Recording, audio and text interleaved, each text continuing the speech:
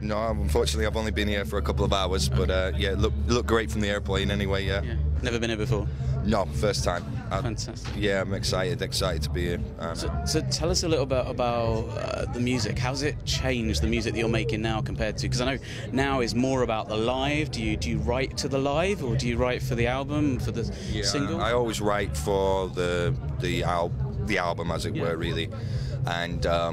But like many artists, once you get out live, you do discover a new dynamic, a new life to the songs. And once they're out, they become, I've always thought the people's songs, not mine anymore. So when I play, say, The Drugs Don't Work Tonight or something like that, you really do get a sense of songs, their power and their ability to sort of become part of, if you're lucky, the sort of DNA of like a nation, as it were. And some of mine from the past seem to have done that. So, I always go for the record as a piece. I'm very old school like that. I still believe in the album, as it were. I know we're living in an age of the song and the big hit, but I still think things go full circle, and there's nothing like, as an artist, to look at that album and think, oh, there's a body of work there. It's almost like, you're opening up the gallery and you've got 50, 30 works there for people to peruse, to show different angles of yourself as an artist, because I've always found that as a human being on this planet Earth, it's not a one-dimensional experience. It's multifaceted, it's very deep, it's very complex.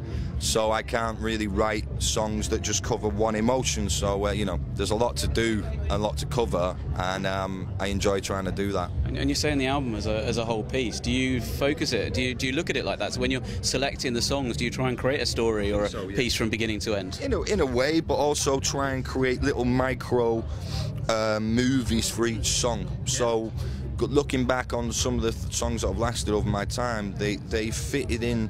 For some reason, A Lucky Man on Urban Hymns fitted in with Bittersweet Symphony, even though actually it's a completely different emotion or a different part of life that the two songs are discussing.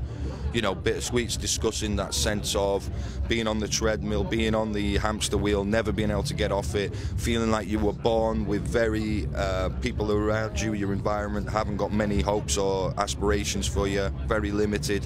And how do you break that? How do you break that thing, that environment, your genes, everything that you were born with?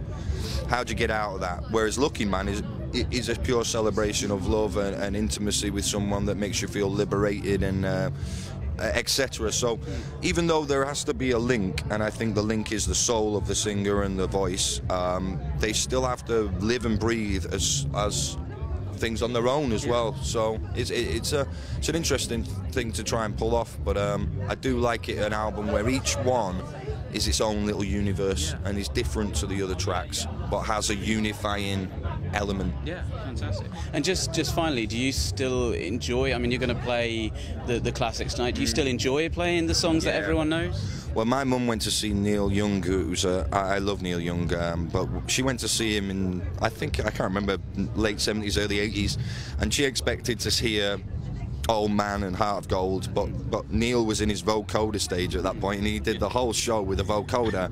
And I'll never forget my mum's face the next day, the kind of disappointment that she didn't get to hear those songs.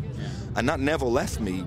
That happened 10 years before I was a musician, but the actual feeling of disappointment because you should never underestimate, as a writer, if you've been lucky enough to write songs that people enjoy and have taken to their hearts, you should never underestimate how important they become. And when you go to see a guy or an artist or girl and they don't perform those songs, it can be shattering, because you might have got married to that tune, you might have buried your brother to that song, who knows? So I respect that, but I feel very blessed that I was in the right place at the right time to almost receive these songs and put them into some sort of order and bring them down and be that person. So that is a job not to be messed around with, not to be taken for granted. And I also love my audience, I love my fans as well. I understand them. I've been a fan. I went to see the Roses when I was 15, 16, and the idea that Stone Roses wouldn't have played Waterfall or She Bangs the Drums or something then would have blown my mind, So, I still find a lot of, and again, I've not played gigs properly for 3 or 4 years, so I've got plenty of juice built up, so you know, I'm way from being jaded about any part of this industry. You know, it's all exciting again, and I think it's good for the young people to realise that you can be 44 and still hungry, still excited. And I'm going to show some of the younger people tonight what it's about, because unfortunately, and this is nothing to do with the lineup here, the lineup's good, but generally a lot of things are becoming so studied now and so controlled that the element of danger is going out of rock and roll, and I'm one of the people who are going to bring it back.